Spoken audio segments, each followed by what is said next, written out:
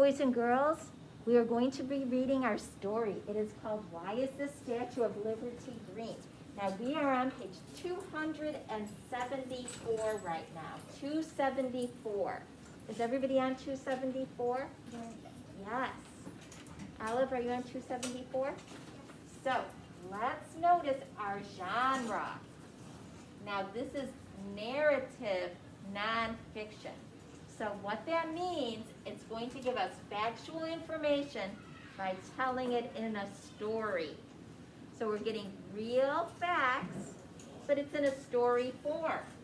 So narrative nonfiction can give us headings and subheadings. Remember we learned about that last year. We learned about it last year in 2020. And those will give us sections of a text. Now, narrative nonfiction can include visuals and text features. We've been studying text features. And narrative nonfiction includes words about the topic. So we're going to have very specific words that have to do with our topic. And our topic is the Statue of Liberty and why she is green. So boys and girls, here's what we're going to do. I want you, before we even think about our story, I want to introduce you to the authors. Or to the author, I should say. Where is she? Oh, there she is. So here is our author and our illustrator, because those are important people. So Martha E.H. Rustad has written more than 200 nonfiction children's books dealing with topics ranging from the Statue of Liberty to animals to space travel. She says, for as long as I can remember, my nose has been stuck in a book. I find the process of creating books nearly as fun as reading them. She sounds like some boys and girls in this class who always has their nose stuck in a book. Okay? And then we have Holly Conger, and she identifies herself as an illustrator of quirky people, animals, things, and products. She usually creates her artwork using a computer.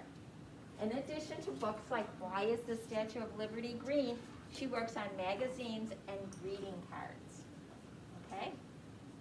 So there is our author and illustrator. Now, here's what we're going to do. I want you to think about our title of our text. Why is the Statue of Liberty green? Because we've all seen pictures of it, right, boys and girls? As a matter of fact, last year, one of the things we did in e-learning that my class did is we took a virtual field trip to New York City. Who remembers doing that? That was at the end. It wasn't mandatory, but a lot of people did it. And didn't we visit the Statue of Liberty? That's one of the places we went, okay? So think about the genre, which is narrative nonfiction, and the title of this text. What do you want to know about the Statue of Liberty? What questions do you have about the Statue of Liberty? Yes? Why is it green? Why is it green? What else do you want to know about the Statue of Liberty? Teddy? Why did they put it there? Why did they put it where it is? What else do people want to know? Thomas? If it was brown in the first place. If it was brown in the first place. Logan? What year it was made? What year it was made? Okay, write your questions down. Write it there in the box. So everybody should have some questions about the Statue of Liberty because it is a very interesting statue. I'm sure we all have something we want to learn about the Statue of Liberty that we would like to know about.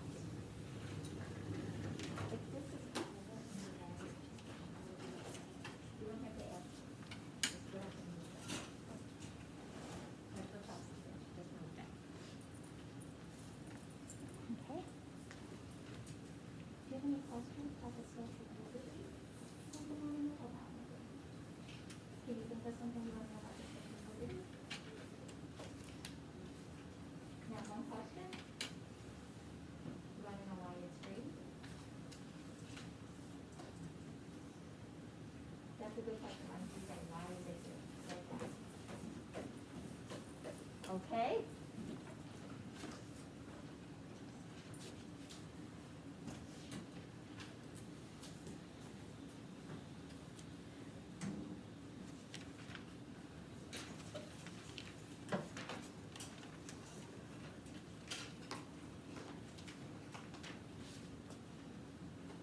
Okay, now, here's what I want you to quickly do. I want you to quickly look through maybe the first 2 or 3 pages of the story. And I want you to tell me, who do you think the people are in this story? Who do you think these people are? Who do you think the people are in this story?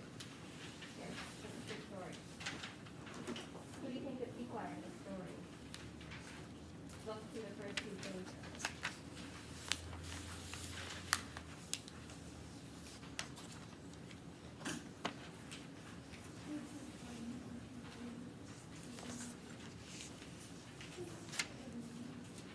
Who do you think those people are? Mikey? I think they are, I'm pretty sure that it's a teacher and a class. Okay, teacher in a class. Does anybody else think that there's somebody different? Teddy? A teacher and classmates, and maybe a police officer in charge, make sure everyone's safe. Okay, well we're gonna start to read to find out. So let's start.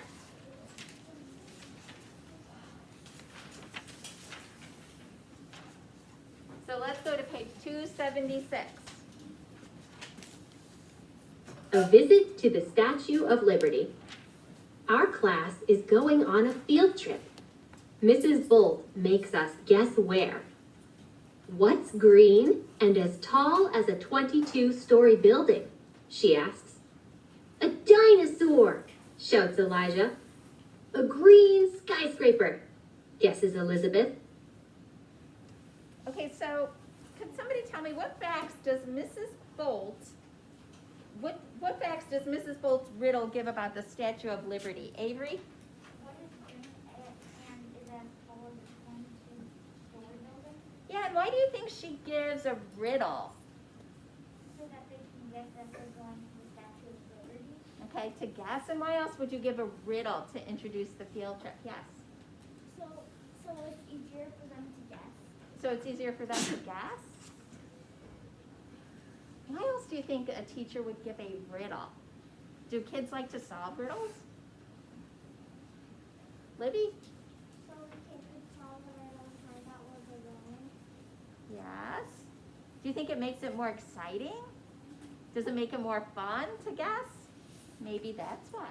Okay, well, we'll find out. Let's keep going. Get rid of that. We're going to visit the Statue of Liberty, Mrs. Bolt says. What does liberty mean? Kiara asks. Mrs. Bolt answers, liberty means freedom. The Statue of Liberty stands in New York Harbor.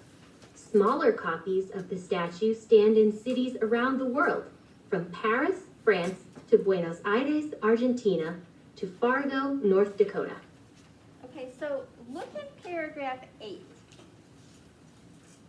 What word in paragraph 8 gives you a synonym for the word liberty? Claire, what does? Freedom. Freedom and liberty are synonyms for each other. Very good. We take a ferry to Liberty Island. We meet Ranger Alicia at the flagpole. She teaches visitors about the monument. The Statue of Liberty was a gift from France to the United States, she tells us. It was a symbol of friendship. Workers in France spent 9 years building it. A gift? Asks Ali. How would you wrap a present that big? Ranger Alicia says workers took the statue apart and put it in 214 boxes. A ship carried the boxes to New York in 1885. We walk to the front of the Statue of Liberty. The statue sits on a huge base. Ranger Alicia calls it a pedestal. A symbol is something that stands for something else. The Statue of Liberty stands for freedom. Ferry. A ferry is a boat that takes people or vehicles across a river or waterway. Monument. A monument is a large statue or building that honors an important person or event in history. The pedestal is 154 feet, 47 meters tall. The statue is 151 feet, 46 meters tall. Together, they are 305 feet, 93 meters tall. That is as long as 3 football fields. Wow, that's amazing, isn't it, boys and girls? So, boys and girls, how is the information presented in this selection similar to how the information was presented in the U.S. Constitution? How do you think they're similar? Can you remember back? Yes, Alice? They both have those things that, like the little blogs that tell more about it. Yes, they both have those little, they have the captions, and then they both have what they're calling the subheadings. They're considering those to be subheadings. Yes, you have a comment? They're both about history. They're both about history, yes, they sure are. We learned that American workers built the base. A woman named Emma Lazarus wrote a poem about the Statue of Liberty, Ranger Alicia says. Her poem inspired thousands of Americans to donate money to buy the pedestal. Then workers put the statue back together on the base. The Statue of Liberty opened to visitors in 1886. Inspired. If an idea or action inspired you, it made you want to do something. Oh, see, notice we have a heading there. Inside the pedestal. Next, we go inside the pedestal. It's like a museum. Oh no, says Ella. Did the torch fall down? Ranger Alicia says this is the old torch. Workers put up a new torch. Torch. A torch is a long stick with a flame at one end that may be used for light or to start a fire. At night, the flame can be seen out at sea from as far as 12 miles, 19 kilometers away. Are we ready? The green layer is called a patina. It forms when copper mixes with water and changes into a mineral called malachite.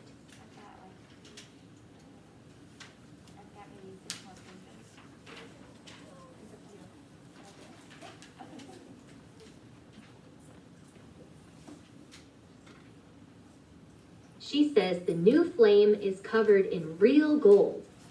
Lights reflect off the shiny surface. We look at a copy of the statue's face. The nose is taller than we are.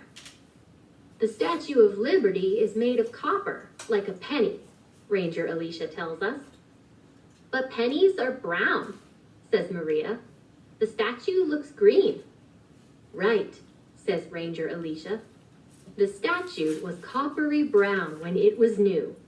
Rain, wind, and the sun slowly changed the color to green. Oh, so that was a question that Thomas asked, I think. Well, didn't you ask that question, Thomas? Yeah. Yeah, so now you know. The big climb. Time to go up the stairs. We climb up 156 steps to the top of the pedestal. My legs are so tired, says Tony. We look up, way up inside the statue. You can see the steel frame, points out Ranger Alicia. The frame is kind of like Lady Liberty's bones. It holds her up. Let's go outside. Sculptor Frédéric Auguste Bartholdi designed the statue. A man named Gustave Eiffel built the frame. He is famous for building the Eiffel Tower in Paris. Sculptor. A sculptor is an artist who uses stone, wood, or metal to make a work of art. I can see New York City, Michael shouts. Ranger Alicia points out Ellis Island. People who sailed to the United States used to stop there first when they arrived. These new Americans sailed past the statue on their way. It was one of the first things they saw, she says. She seemed to be welcoming them to their new home. The statue's full name is Liberty Enlightening the World. People also call it Lady Liberty. Can we go up to the crown? Marcus asks. Not this time, says Mrs. Bolt. Visitors to the crown need special tickets.